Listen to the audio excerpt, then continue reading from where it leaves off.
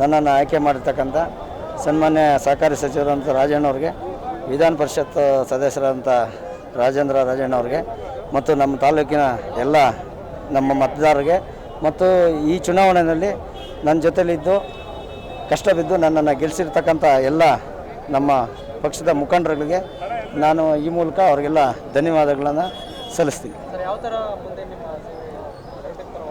ಈಗ ನಮಗೆ ಏನಾಗಿದೆ, ಸಹಕಾರಿ ಸಚಿವರಿದ್ದಾರೆ ನಮ್ಮ ಹಾಲು ಒಕ್ಕೂಟದಲ್ಲಿ. ಈಗ ನಮ್ಮ ಪಕ್ಷದವರು 5 ಜನ ಗೆದ್ದಿದ್ದಾರೆ.